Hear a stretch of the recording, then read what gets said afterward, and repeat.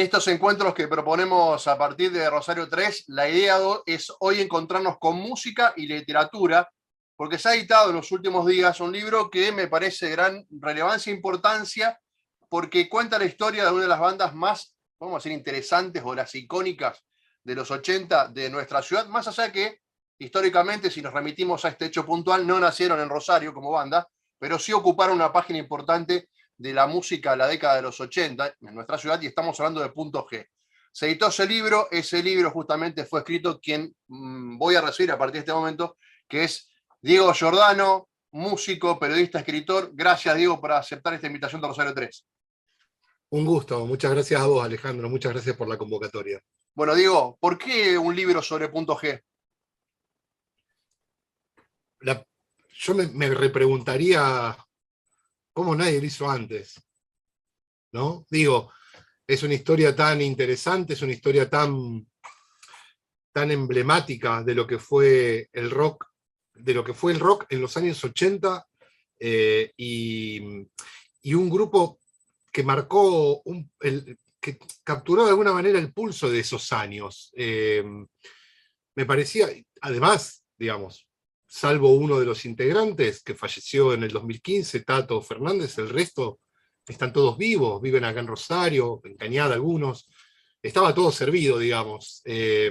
A mí me parecía que era una súper historia para contar. Igual la idea no se me ocurrió a mí, digamos, sino que me la propuso Roque Di Pietro, que es el director de la editorial Vademecum. Pero en cuanto me lo dijo, le dije, sí, sin duda, hagámoslo, porque es una historia que, aparte, digamos, más allá de la historia puntual de Punto G, la historia del grupo, yo lo que quise contar también fue una época de la ciudad. Claro. Una época en la cultura de la ciudad. Eso me interesaba muchísimo. Y me parecía que Punto G me iba a permitir, bueno, precisamente eso, contar casi una década o media década de la historia de la ciudad.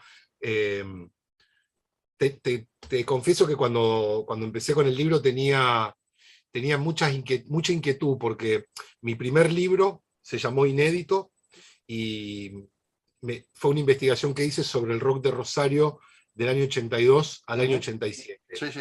Mi segundo libro, ya para la editorial Vademecum, fue un libro que escribí contando la historia del tercer disco de Soda Stereo, que se publicó en el año 86. Y este era un libro sobre un disco del año 89. Son 3 libros sobre la década del 80. Del 80.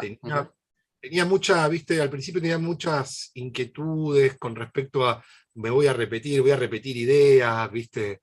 Por suerte me parece que le pude encontrar la vuelta para para hacer un libro diferente, digamos, a los anteriores y hablar de la misma época. Diego, para establecer un mojón, podemos decir, un punto de partida de los 80, tenemos que hablar de la trova sobre finales de los 70, principios de los 80, digamos, que visualizó a nivel nacional qué es lo que estaba pasando en Rosario. Pero hubo un post, que es lo que acabas de contar vos, de los 82, 83 al resto metiéndolo ya en los 90. Para que la gente entienda y pongamos en contexto, ¿cómo era la escena post-trova rosarina en Rosario? La escena post-trova rosarina, hablando de la escena del rock, ¿no? Yo creo que ahí hay que hacer una diferenciación. Para mí la trova es un fenómeno ajeno al rock. Si vos entendiendo la trova como los 2 primeros discos de Baglietto, sí, ¿no? Que claro. son los discos que era una canción de autor, era más de autor que de rock.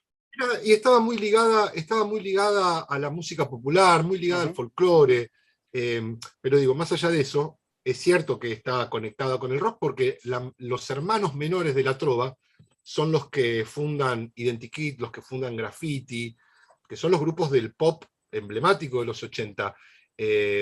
Entonces, ¿cómo era ese post-trova? Y era bastante anti-trova, en el sentido de que querían ser... Era una música muy propia de la época, era una música muy influenciada por grupos ingleses como Duran Duran, y en el plano argentino por grupos como Soda Stereo. Era una música muy bailable, era una música, te diría, bueno, en primer lugar muy bailable, pero digo, con un sonido muy procesado. Era la época en la que se habían puesto muy de moda un instrumento que era el sintetizador Yamaha DX7, la batería electrónica, la batería electrónica Simmons, esa hexagonal, ¿viste? Con los hexágonos. Entonces era una época, yo te diría que muy, muy cooptada por el pop, pero lo que me resultaba muy interesante a mí de Punto G, hace poco me preguntaron en una entrevista eh, si yo creía que la influencia de Punto G había sido muy importante, y yo le decía que para mí más que la influencia, lo que había sido importante de Punto G fue el momento en el que apareció, porque en el momento en el que apareció, nadie esperaba, no estaba en los planes de nadie una banda con Punto G. Los grupos de aquel momento eran muy, como te digo, muy anclados a una beta pop, a una beta muy plástica, como se decía en el momento, y Punto G apareció con una especie de rock más salvaje, tocando en cueros, ¿no? Mientras los otros se maquillaban y se peinaban con esos pelos hasta el techo. Eh, entonces fue un shock muy fuerte para la escena local lo que trajo Punto G. En el libro me dice, yo entrevisté a muchas personas para el libro, y Ricardo Vilaseca, que era tecladista de Identikit en aquella época, él me dice, cuando apareció Punto G y los vi en vivo, me di cuenta que nos habían convertido en el pasado, a los Identikit. Y me parecía que, bueno, que en todo eso que venimos conversando, Punto G tenía una relevancia fuerte en la época, por lo que trajo, digamos. En ponerlos en nombre o para visualizar, desde Identikit a Graffiti, a Certamente Roma, por mencionar otros de la época, tenían una estética más parecida a Soda Stereo o a Fricción, Sí. y Coqui con su banda era Sumo, por llevar al extremo, ¿no? Totalmente. Eran muy influidos por Sumo. Pero a mí lo que más allá de las influencias, a mí lo que me parece que traía y que trajo Punto G, y que por eso en su momento fue tan impactante, por lo menos para los que lo vivieron de manera directa. Yo era chico en esa época, no lo experimenté de la manera, no iba a las discotecas, digamos, no iba a ver recitales, tenía 12, 13 años. Sí me acuerdo de haberlos visto en un festival del Día de la Primavera, junto con Graffiti y con Identikit en el Parque Urquiza, porque eso era gratis y podía ir. Pero hablando de esto, yo no me pienso tanto en las influencias, me parece que lo que te decía antes, lo que trajo Punto G a la escena local, que fue lo que más impactante resultó, y quizá lo que más influencia prolongó después, fue una impronta muy indómita, ¿viste? Muy salvaje, sobre todo en el escenario. A mí yo me acuerdo cuando escribí mi primer libro inédito, sobre grupos de mediados, de principios y mediados de los 80, de acá de Rosario, me llamaba la atención cómo todos los grupos querían más o menos tener los mismos instrumentos, que era lo que hablábamos recién, y sonar todos más o menos parecido a Duran Duran, parecido a Soda Stereo.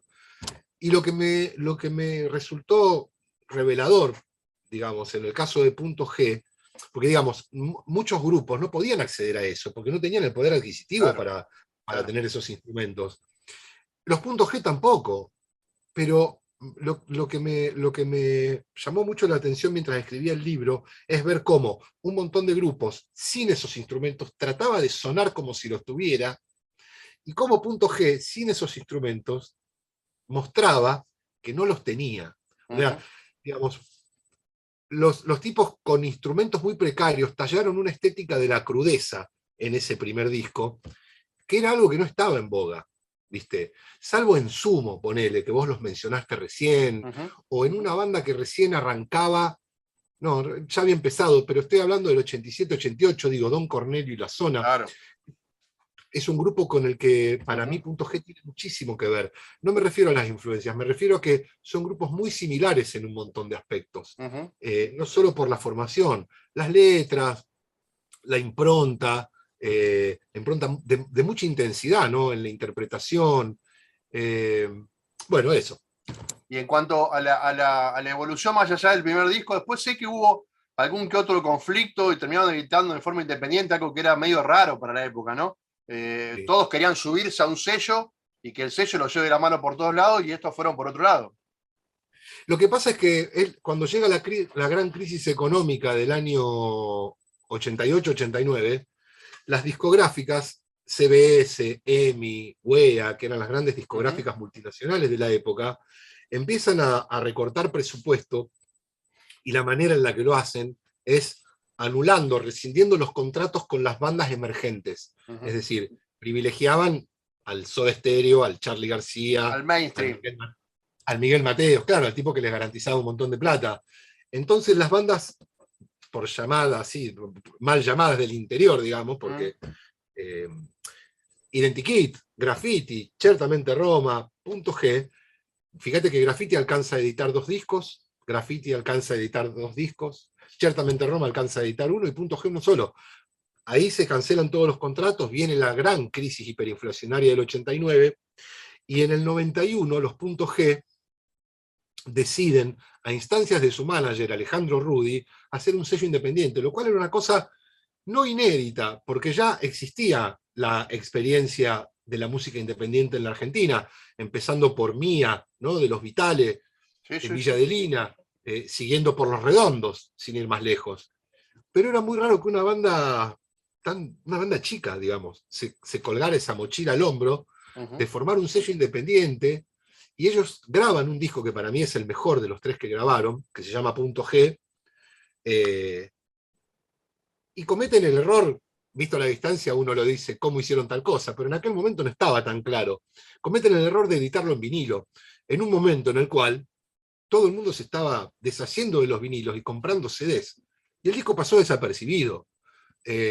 Para mí es una pena porque para mí es un disco extraordinario el segundo disco de Punto G. Pero eso fue lo que realmente pasó.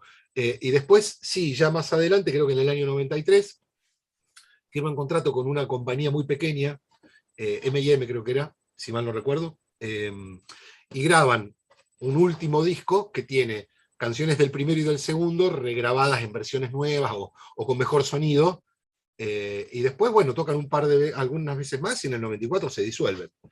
Voy al libro directamente, Diego. Contame algo del nombre y que recién lo nombraste a Ricardo Vilaseca, pero dar un montón de testimonios. O sea, ¿cómo lo tenés estructurado el libro? Mirá, el libro lo armé de una manera, mi hermana Marisa, la del medio, me va a decir, eso es porque sos un vago, y en un punto tiene razón, pero yo lo que hice fue, me pasó esto, yo hice 41 entrevistas para el libro, y me pasó haciendo las entrevistas que notaba que la cantidad, yo soy muy, ¿cómo se dice?, insistente en las entrevistas, yo pregunto mucho. Me pasaba que cada entrevista que iba haciendo tenía un volumen de información tal que yo mientras iba desgrabándolas me iba dando cuenta que yo no iba a poder procesar todo eso y escribir un libro con eso, porque iba a ser un libro de 800 páginas que no le iba a interesar a nadie. Pero a la vez me parecía que todos esos testimonios, toda la información que había en esos testimonios, era muy valiosa. Entonces, a instancias también de charlas con amigos, que me fueron hablando un poco de eso, tengo un amigo que se llama Sebastián Bier, que es guionista, estábamos charlando una vez, yo le contaba que no le encontraba la vuelta al libro, escribía y no me gustaba, y él me dijo, ¿por qué no te tirás para el lado de un libro coral? Que es un libro básicamente de entrevistas. Y dije, no sé, lo voy a pensar un poco, pero puede ser, qué sé yo, nada. La cuestión es que, primero cuando me di cuenta que no podía pasar toda esa información a un relato mío, después me di cuenta que eran muy valiosos los testimonios. ¿Por qué? Porque cuando vos le preguntás a una persona que vivió en determinada época, por esa época y por cosas muy puntuales, te diría que sin darse cuenta empieza a hablar como hablaba en aquel momento.